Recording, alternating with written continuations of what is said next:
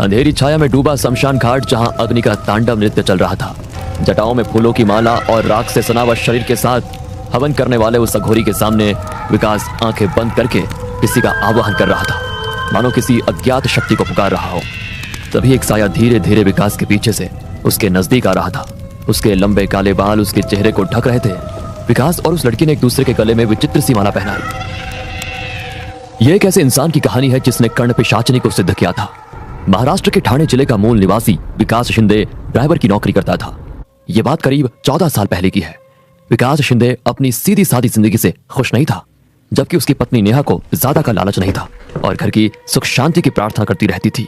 विकास तैयारी करके घर से निकल ही रहा था, तभी नेहा पूजा की थाली लेकर आई और विकास के माथे पर तिलक लगाया। क्या फायदा है पूजा पाठ का, कोई मतलब ही नहीं है इन सब चीजों का। तभी विकास का 10 साल का लड़का वहां पर आकर कहता है, पापा स्कूल की फीस भरी है और मेरा स्कूल पिकनिक भी जा रही है।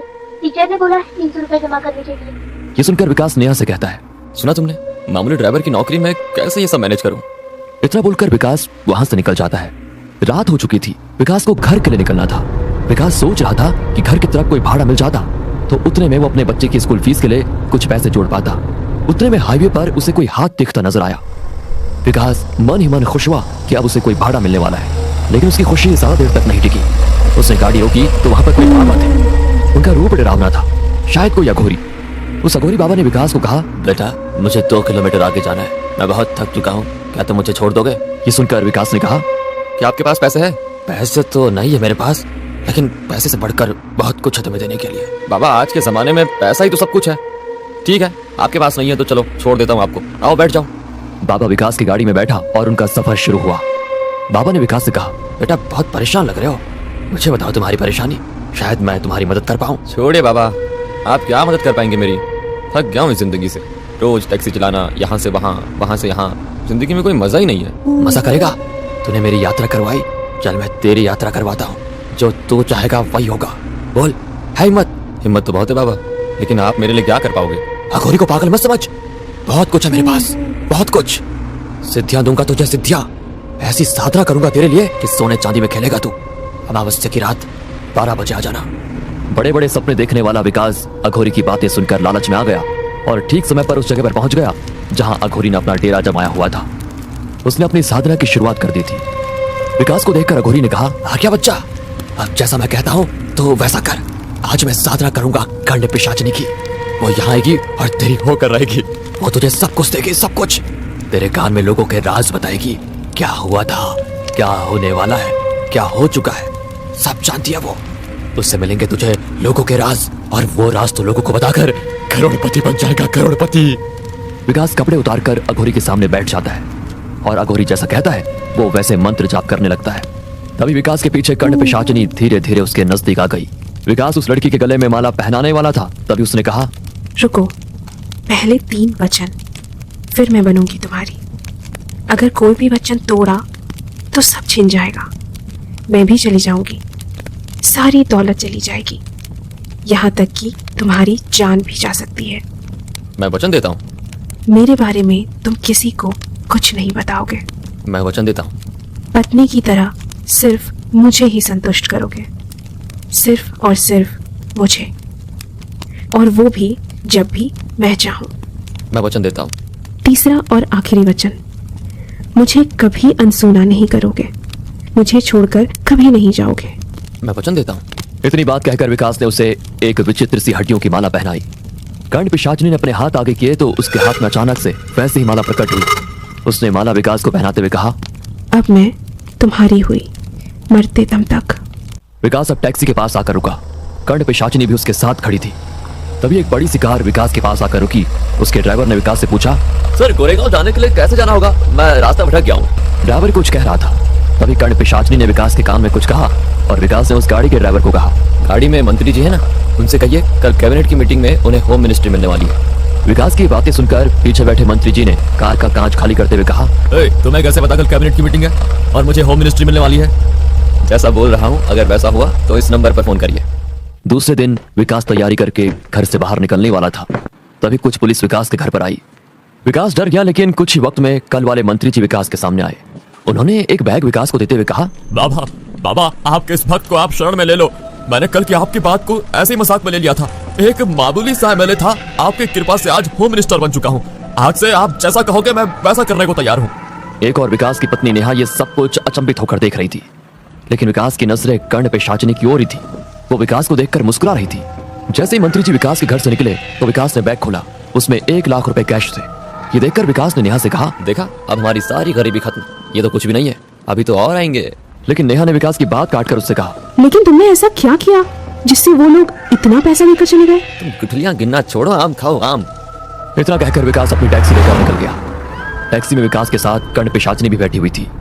उसने विकास के कान में कुछ बुदबुदाया तो विकास ने बंगले के सामने गाड़ी रोकी और उस बंगले के गेट से एक परिवार गाड़ी में सामान रखकर कहीं जा रहा था।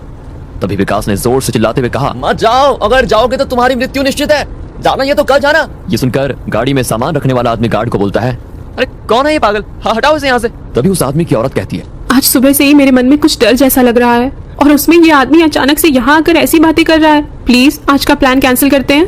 इतना कहकर वो घर में चले जाते हैं। रात हो चुकी थी।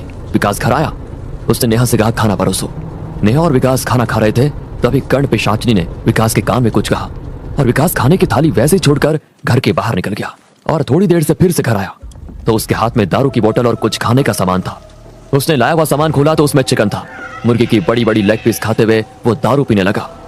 ये सारा नजारा नेहा अचंभित होकर देख रही थी।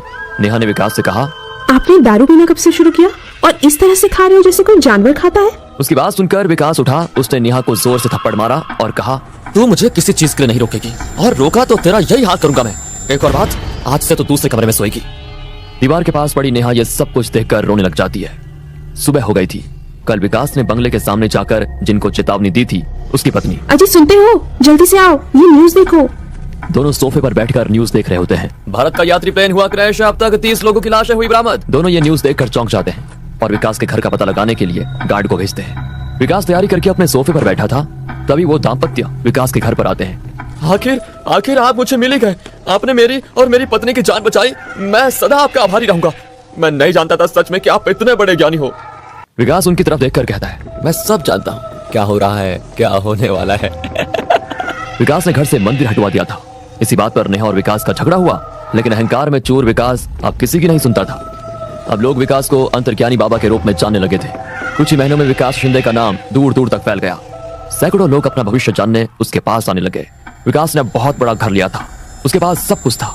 अब वो टैक्सी ड्राइवर नहीं था, वो एक बहुत बड़ा आदमी बन चुका था और उसकी वजह से विकास पर बुरा असर भी पड़ रहा था। जहां बड़ी बड़ी हस्तियां अपने प्रश्न लेकर उसके पास आते थे और इसके बदले वो लोग विकास को बहुत सारा पैसा देने लगे। विकास के पास सब कुछ था और उसी की वजह से अहंकार ने उसे जकड़ लिया था। लोग दरबार में विकास के आने का इंतजार कर रहे थे।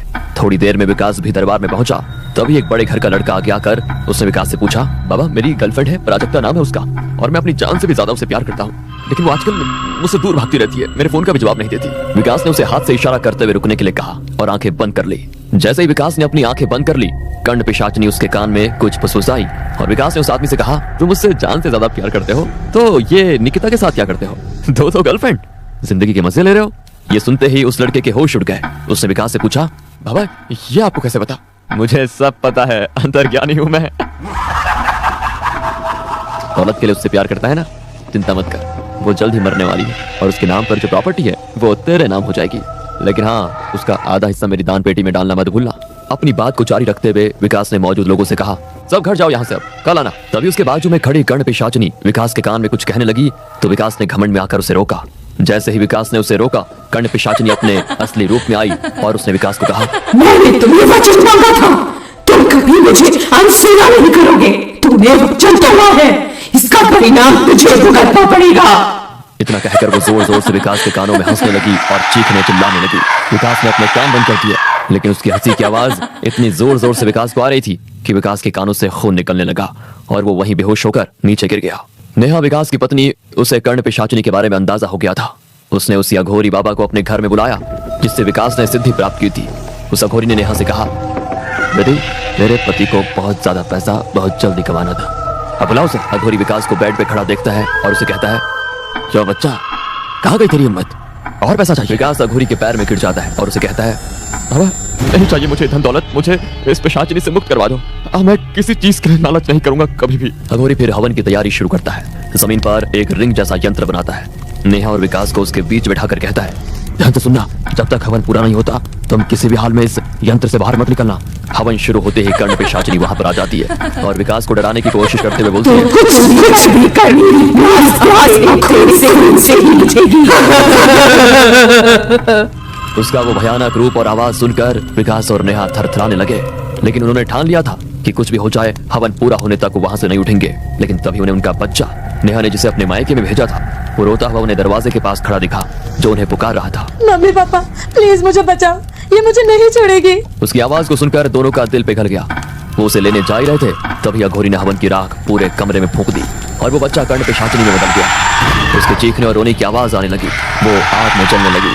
थोड़ी ही देर में वो भस्म हो गई और अघोरी ने कहा, बेटा तुम अभी मुक्त हो, हम तो अघोरी हैं, हमें भगवान भोलेनाथ की भक्ति के अलावा किसी चीज का लोभ नहीं, लेकिन तुम साधारण लोग लालच और लोभ में इतने डूब जाते हो कि आगे पीछे का कुछ नहीं सोचते। अब भगवान की घर में स्थापना करना और भक्ति भाव से पूजा करके जो तुमने किया उसकी माफी मांगना। इतना कहकर अघोरी निकल जाता है।